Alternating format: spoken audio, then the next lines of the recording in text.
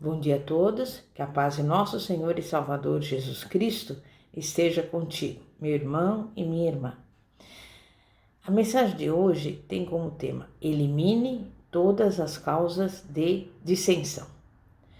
Somos advertidos pela palavra de Deus a eliminar todas as possíveis causas de dissensão, a manter estrita disciplina e estar sempre alertas para resistir à aproximação do diabo. Lembrando que para resistir ao diabo, o apóstolo Paulo faz referência à armadura de Deus em Efésios 6, do versículo 10 ao 17. Mas Tiago se volta novamente para o espírito vacilante, dividido entre satisfazer a si mesmo e agradar a Deus. Cada um de nós quer ser o homem ou a mulher segundo o coração de Deus, não é isso? E isso significa que você deseja se aproximar de Deus, humilhar-se diante dele e conservar-se puro do pecado, fazendo de Deus a sua prioridade máxima. Para isso, devemos ficar atentos às ervas daninhas do pecado: o orgulho, a dúvida, a amargura, a inveja e a indiferença. Mantenham suas cercas fortes e altas contra o mundanismo, contra a cobiça, contra as paixões e desejos malignos. E de todas as formas, estejam alertas ao próprio diabo. Resista a ele firmemente e tome uma posição firme contra ele. Tiago nos ensinou que o egoísmo e a falta de humildade conduzem a um estilo de vida mundano. E esta é a maior evidência de mundanismo: falar mal dos outros.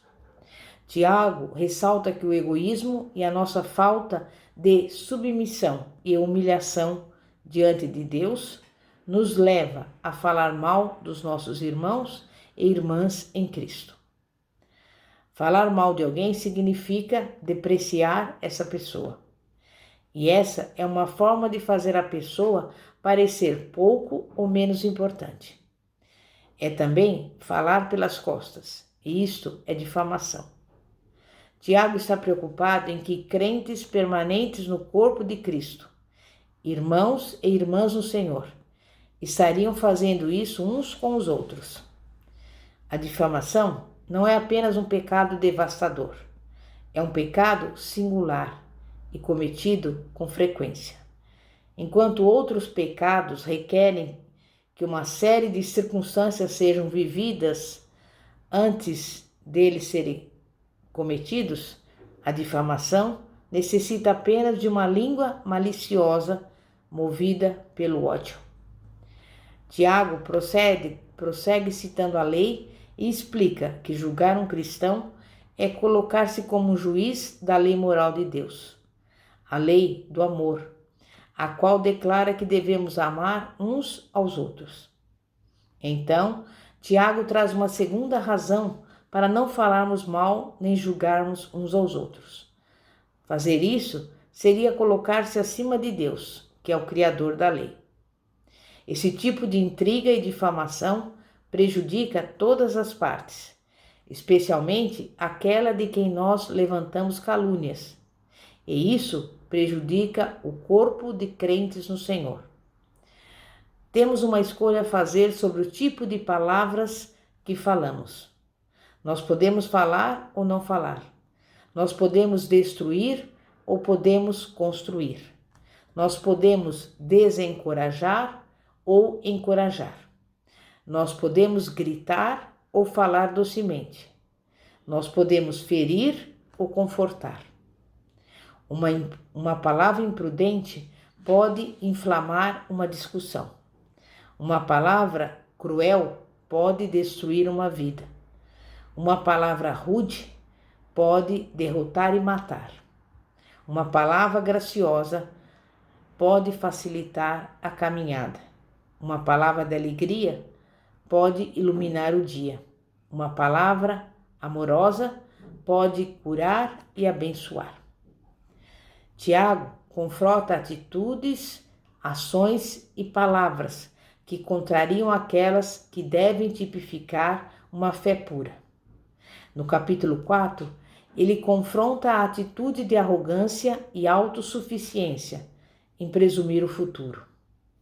Note a forma como Deus condena o homem rico e a sua autossuficiência em Lucas 12, do versículo 16 ao 21. Mas Tiago nos mostra a maneira de Deus planejar. Não há nada de errado em se planejar e se organizar. De fato, a Bíblia tem muito a dizer sobre tempo e seu uso cuidadoso. Mas existem algumas regras que Tiago nos diz que devemos certamente seguir. Então, preste atenção enquanto Tiago nos leva a duas condições que nunca devem ser esquecidas. Devemos, então, tomar cuidado, analisando, diante dessas condições, nossas decisões e planejamentos. A primeira é considerar a nossa limitação como seres humanos. Vamos enfrentar isso. O nosso conhecimento é limitado. Não temos nenhuma fórmula para saber o que o futuro nos reserva. A segunda é considerar a incerteza da vida, que Tiago descreve como um vapor ou como uma neblina. Os leitores de Tiago tinham uma visão desvirtuada de si mesmos e da vida e de Deus. Seu pecado era de omissão, omitir Deus dos seus planos. Tiago não é contra fazer planos. Ele não está criticando o planejamento ou argumentando contra a determinação de propósito. Tiago nos alerta contra o risco da nossa liberdade para fazer planos se tornar uma justificativa para que venhamos viver independentemente de Deus. Chegar a essa atitude seria arrogância. A expressão, se o Senhor quiser, deveria influenciar o nosso pensamento. Deveria ser parte constante do nosso vocabulário. Arrogância, jactância, malignidade, pecado. De fato, Tiago não deixa nada para trás quando aponta o seu dedo para a nossa desobediência.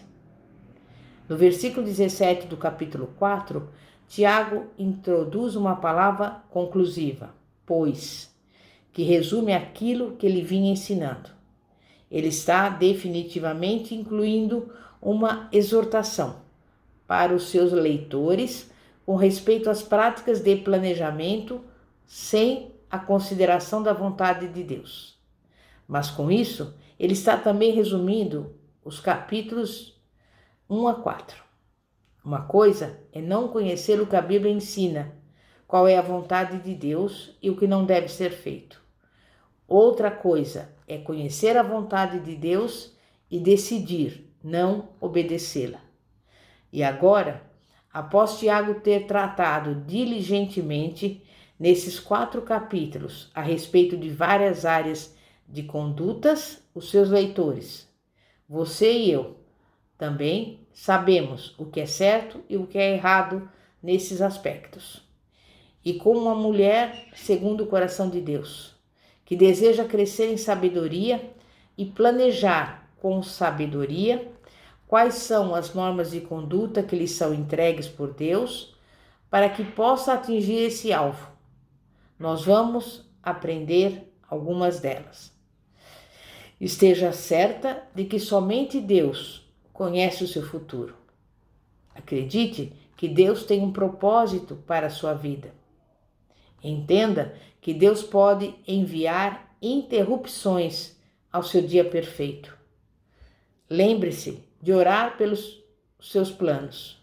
Peça a Deus por sua ajuda e orientação, enquanto você planeja o seu dia ou a sua vida. E sempre lembre-se de dizer, se Deus quiser. Agora nós vamos ver que Tiago, no capítulo 5, fala a respeito de riquezas. E eu pergunto, é errado ter riquezas? Tiago não diz isso. Em vez disso, ele aponta os meios pelos quais a riqueza é acumulada. E no caso citado, por exemplo, no capítulo 5, as riquezas eram conquistadas às custas dos outros. Quanto ao dinheiro, riquezas e ricos, Tiago nos chama a tomarmos uma atitude. Devemos nos lembrar de que tudo, incluindo a riqueza, vem de Deus. Devemos também nos lembrar de que a vida eterna é muito mais importante que a riqueza temporal e que o dinheiro não compra a salvação. Devemos nos lembrar ainda de que não devemos mostrar favoritismo para com o rico. E como Paulo aconselhou, devemos nos lembrar de estarmos contentes em toda e qualquer situação em que nos encontrarmos, seja em fartura ou em necessidade. Mas devemos entrar em ação quando se trata de estender a misericórdia de Deus ao pobre e ao necessitado, a despeito do que temos ou não temos. Abençoe os necessitados e, a despeito de suas finanças, você pode abençoar a muitos, dando o amor de Deus. Em nome de Jesus. Amém? Santíssimo Deus e poderoso Pai, Pai de nosso Senhor e Salvador Jesus Cristo.